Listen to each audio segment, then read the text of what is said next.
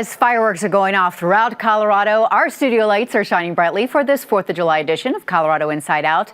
This holiday week was hardly a slow news week, so our insiders have a lot of ground to cover this next half hour, as well as their thoughts about the core ideals of independence as expressed by our founding fathers.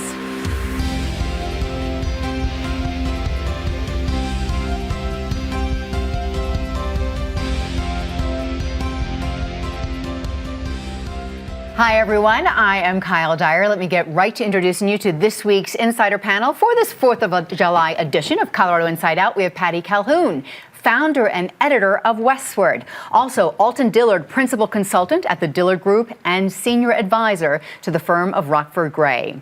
Alvina Vasquez, an advocacy leader in Denver and member of the PBS 12 Community Advisory Board.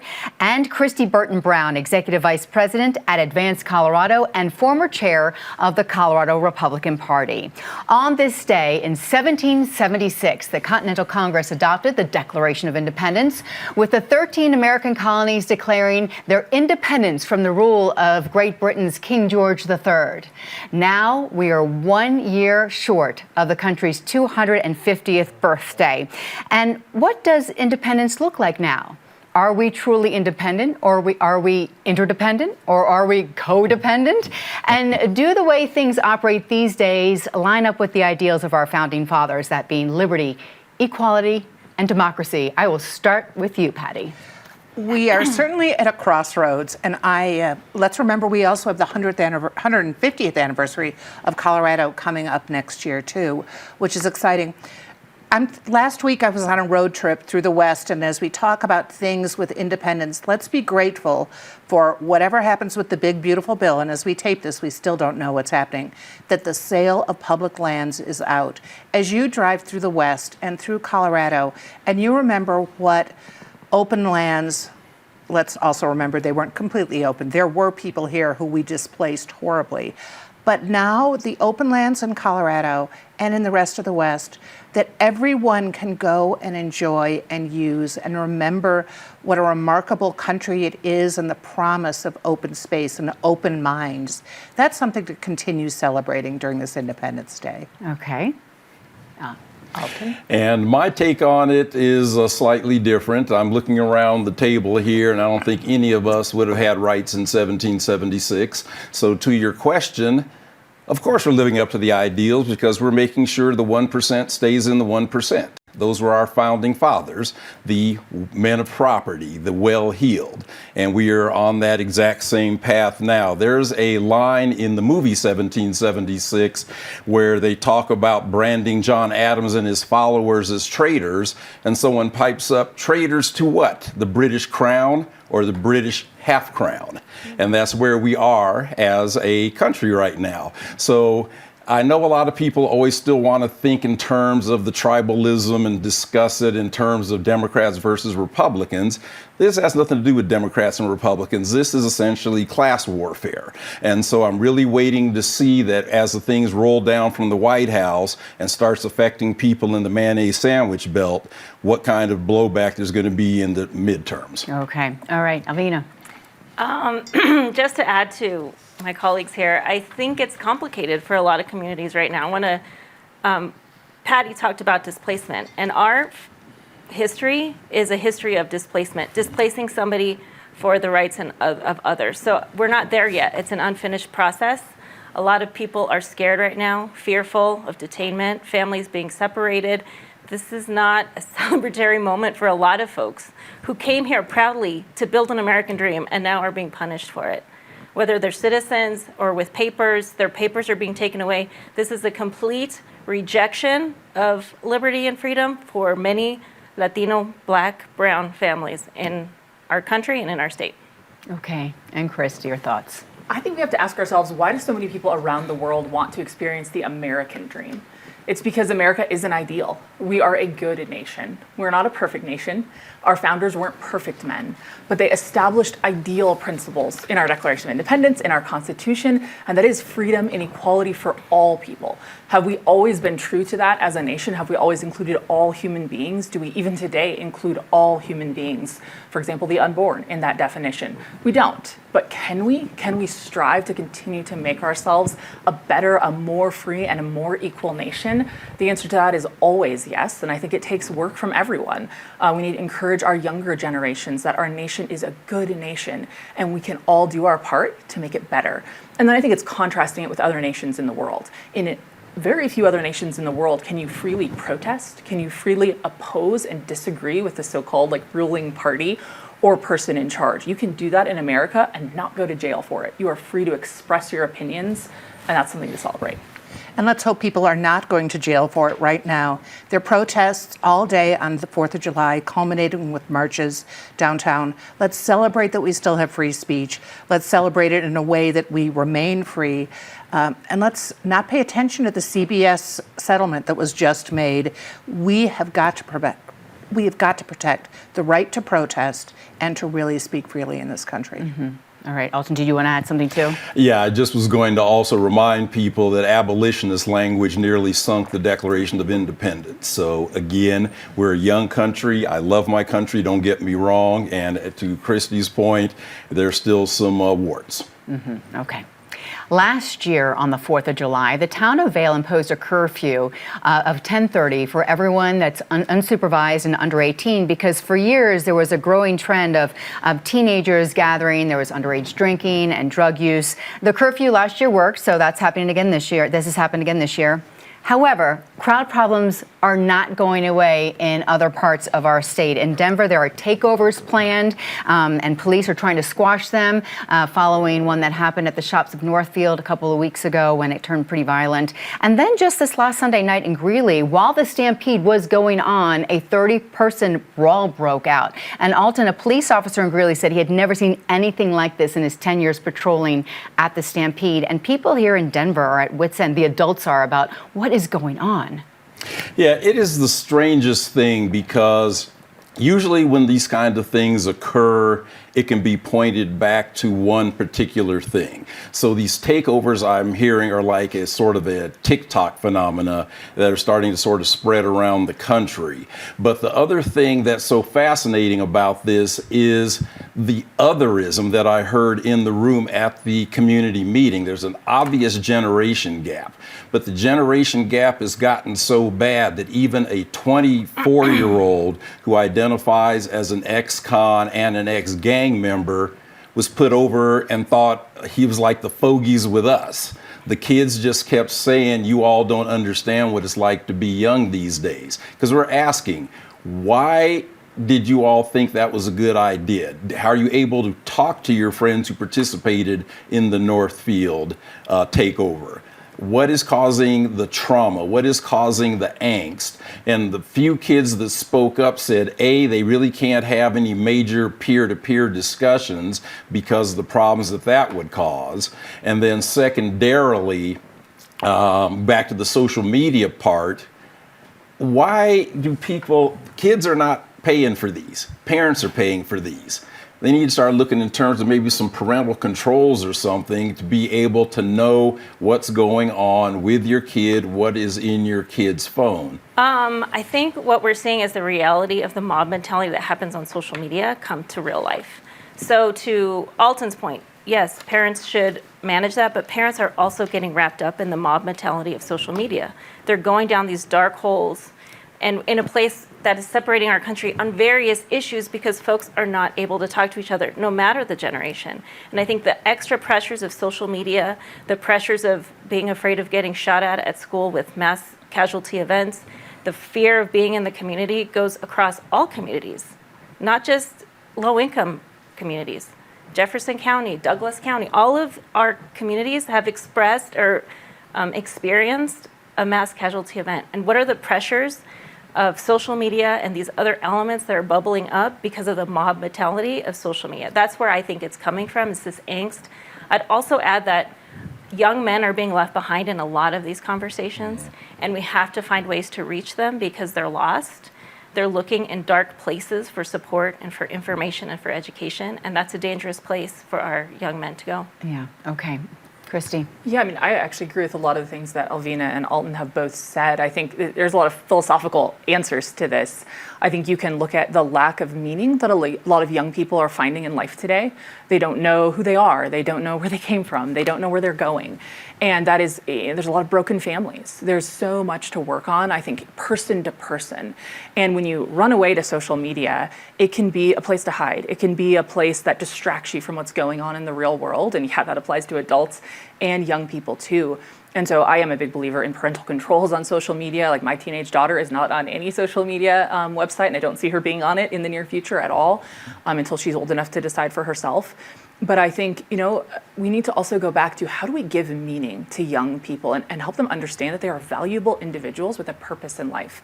Colorado is the second least church state in the nation. There's a lot of just lack of meaning that people are experiencing, and every person has a drive in them to want to know who they are and what they were made for. And so somewhat of a philosophical answer, but I think if we can really get to the heart of what young people are crying out for, and we have mental health issues, we have suicide issues, we have mob issues, and we've got to go into the community, person to person, and change this. Yeah, Patty. It's interesting that the same devices that have disconnected kids and adults so much from the world around them and put them in this fantasy world or a world where they can connect with other people who maybe think like them or that can influence them to think about it. They're also the ways these kids find out about these events. So you suddenly can pull, it's not like it's old beer bong parties when 50 years ago when you just happened to have a game of telephone tag to say parents were out of town. This is, you can let people know within a minute that there is this gathering. And so you have people coming who have no connection at all except this one announcement that was put on the web. It's interesting to bring up Vail last year because that was definitely a party of the haves. Now at Northfield, it was a gathering of the have-nots, and how upset those kids are and how desperate those kids are. I wonder a lot how much of the disconnect is not just the devices, but the fact that literally during the pandemic, kids were left to their own devices when they didn't really have the social connections in reality with other people. And we have to work on that. Having the 4th of July on a Friday allows for a nice long weekend for most people, but for city employees in Denver, it may not be so carefree, and work may still be on their minds, specifically whether or not their jobs are secure. Denver is planning to start a series of layoffs next month, and this week, Denver's Career Service Board approved new rules for laying off city workers. Who stays and who goes depends on performance over seniority. And Alvina, this has a lot of people rattled. Yeah, well, layoffs are not good. Nobody feels good about it. Like, let's not pretend that people are smoking cigars and excited to have to do this, especially to long-serving community members. That we forget that folks that work in our governments are public servants of our city and of our state, and it's really hurtful to toss them aside when there's such a large budget gap. I think transparency is key. This is also an opportunity to see why labor unions need to exist, to raise the voice of working people. Without labor unions there to protect people and give them the power to say this is the way that it needs to go, a lot of people would be run over and lost in the system. But it's an interesting balance because young people working in the city is also good for the city. So seniority isn't always a good thing when you're trying to progress and move forward on projects and how to be more advanced in how we think and how we do our work. So it's not good for anybody. Nobody's happy to do it. It's a reality, and I think we just have to be patient, see how it comes out, and hopefully the folks that are let go have services in place to fill their economic gap. And Denver's not the only one in financial problems, but Denver does have to shrink its workforce to close a $200 million gap in next year's budget. Christy. Well, I think if you can separate the people from the principle, because I agree, whenever you're talking about anyone losing a job, that's sad. But if you look at the principle of it, should we elevate people who are performing well or people who have been there for a long time? And whether we're talking about Denver, whether we're talking about higher education, wherever you're talking, in any workplace, usually you will perform better if you keep people who are doing a good job at their job, rather than just saying, oh, you've been here forever, you have a right to stay. So I think it's somewhat a common sense principle to say that if you're doing a good job, you will have first choice at keeping your job versus, well, you've been here for a long time. And I say this kind of with the perspective of someone who a lot of my family members actually work for the government, be it the federal government, state government, or local government. And so they have a lot of stories that they've come home and told us about people who have been there a long time, know their job is safe, and therefore don't really get their job done. And that's not what everyone does, but there's people like that. And it shouldn't be where if you're not doing your job, you get to stay just because you've been there for a long time. We need performance, and especially when you have to downsize, I think you have to choose the people who are doing well. Okay, Patty. One of the challenges, of course, is if you're looking for who's doing well, who's making the determination, can you put it on a chart? And I think that's one of the things that has so worried city employees, because they see you can still play games of favorites. They see all the different ways you could game the system. So plenty of people make doing a job efficiently look easy, but that doesn't mean it is. So if indeed they're going to use merit as, and I think it's right that merit should be a qualification, but you need to be sure it is really handled in a fair and honest and accurate manner. I also feel very bad for the people who took a job, have been doing their job in the city, are getting close to retirement, but all of a sudden may not make that promised retirement and the benefits they assumed they would be getting for doing their job all this time. I hear it's going to be very ugly, the number of cuts. It is going to affect all of us with services, so we just have to be prepared to make sure it's as fair as possible. Mm-hmm. Alton.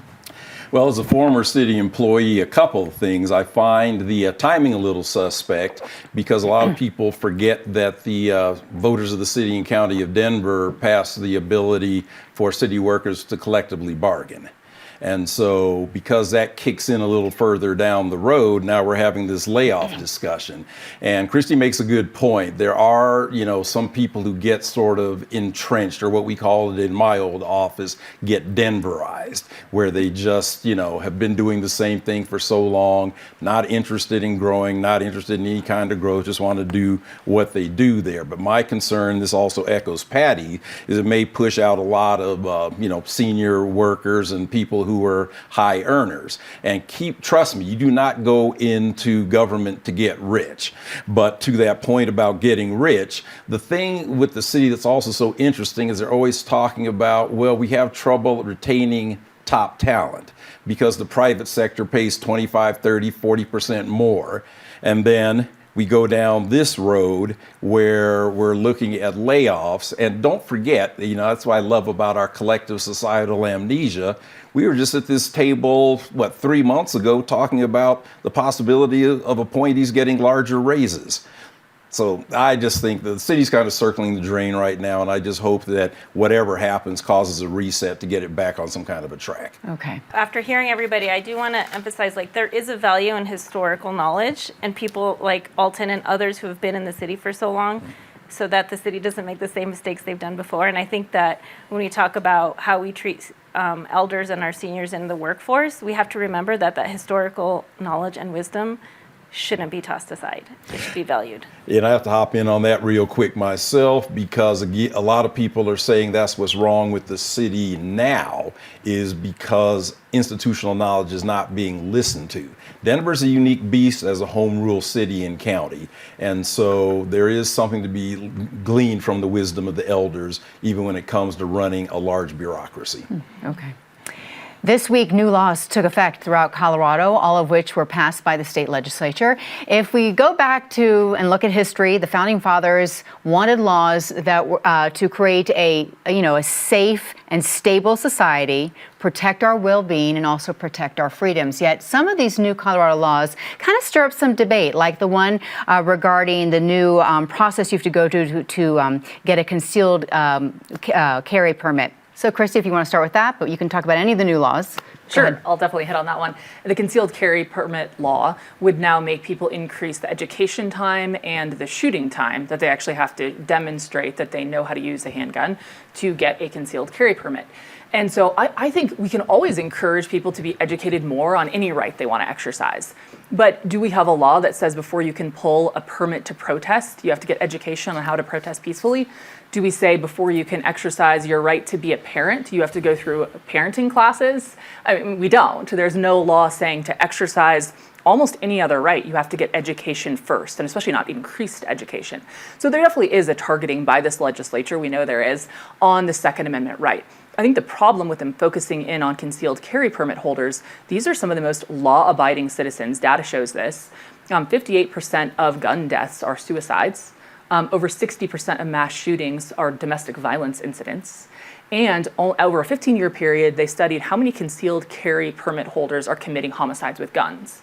Less than 1% of the homicides committed with firearms were committed with people who carry concealed carry. So I think the legislature is targeting completely the wrong people with this law, and they are impeding their exercise of the Second Amendment. Okay.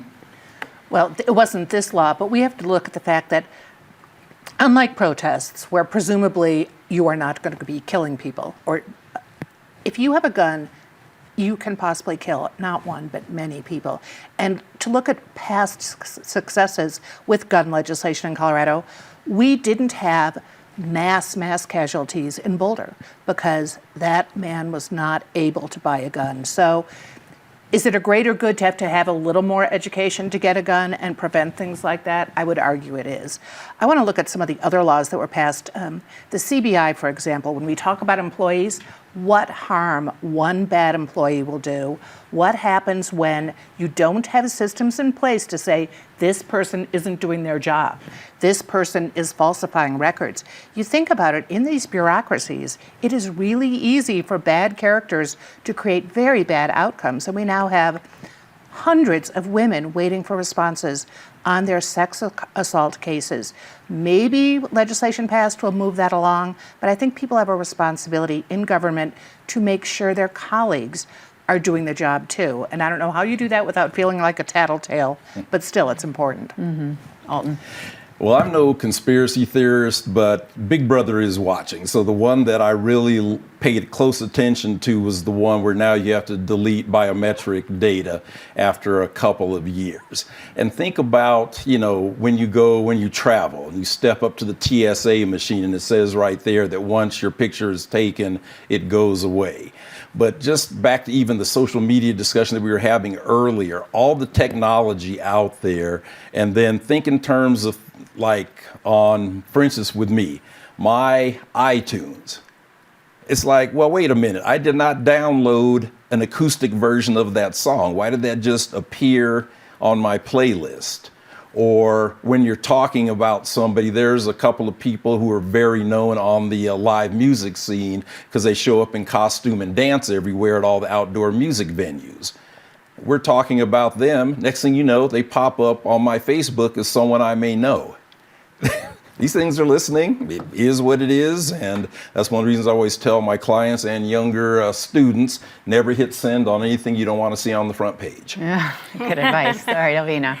Well, I think what stands out to me about the legislative session and laws going into place are the missed opportunities for session.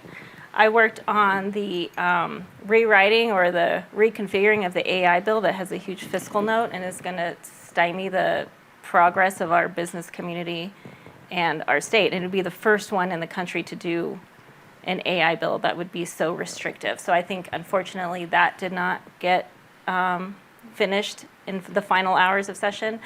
I also was really disappointed to see the extreme weather bill didn't make it through, which is a huge concern for our workforce in Colorado as we have extreme temperatures. There are not protections for workers in the ice cold, in the super hot. And so those are some failures of our legislature. We know that there might be a special session coming up. AI bill will probably be there, but we should keep an eye out for what's happening in the fall. Mm-hmm. As we said, laws are passed to keep us safe and protected. Exactly. All right, now let's go down the line and talk about some of the highs and the lows of this week. We'll start with you, Patty, with the low. The sad announcement this week that Underground Music Showcase, after 25 years, after this July's event, is going to cancel, maybe come back in different forms, but it shows a lot of things. One, that's a place kids can go and connect And the Youth on Record is a wonderful program. They need the fact that they can't keep this going. Youth on Record will go, but the showcase is gone, and that's a real loss to the city. It is a huge loss. I'm so sad about this. Okay. My low is CBS News and any other outlet that just started bending the knee to our current environment. Part of the reason that you have journalism and a free press is the ability to speak truth to power. And if we lose that, back to our discussion about independence, we're going to lose one of our core foundations of this country. Amen. I think the low is the complicated feelings that a lot of people have this week with the 4th of July and all the economic hardships that we're facing, possible loss of Medicare, health care. It's just a scary time for a lot of low-income families that are probably not following the news, but in the next couple of months, they're going to start to see what's really happening in their paychecks and their bank accounts. Okay. So my family and I went camping with some of our best friends last few days in a wolf reintroduction area in Colorado. So I'll pick actually the rollout of the wolf reintroduction as a low. It is currently costing the state of Colorado 3 times the amount of money that was promised to voters when they passed that. So government's constant overspending on everything is a definite low.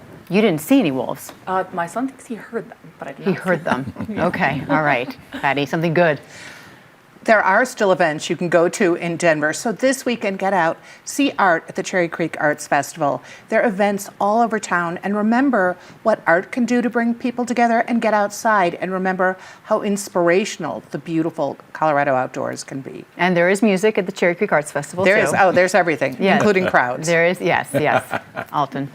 My high is the Denver Nuggets making moves to get Nikola Jokic some help. A lot of people were hating when they announced that they were going to go to almost a co-general manager kind of setup. Those two gentlemen made big moves, really shore up the team, and I'm really excited to see what they look like this upcoming season. It is so exciting. Yes, Alvina.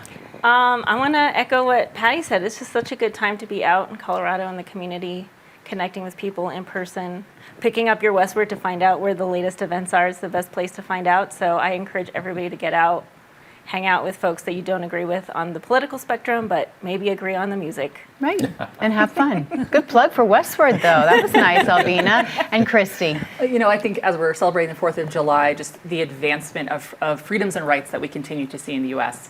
This morning, the Supreme Court announced they're going to hear 2 more cases next term that involve the right of women to play with women in women's sports. I think those 2 cases will be pivotal for real women's rights, and I love seeing our nation continue to advance in all the right ways. Okay, thank you. And my high is all about harmony. And don't we all welcome more harmony in our lives? I love that the streets of downtown Denver are filled with song this week.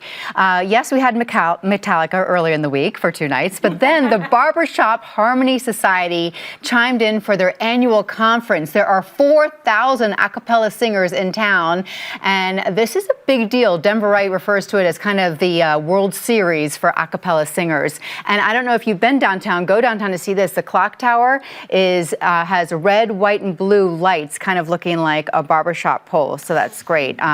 Hopefully this is a great opening act for a very fun weekend in Colorado.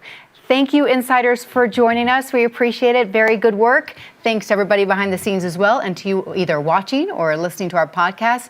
And I also have to give a thanks out to the workers outside this building that are working to get our AC up and running, so that's a good thing. Thank you all for watching. Have a happy 4th of July. I'm Kyle Dyer. I will see you next week here on PBS 12.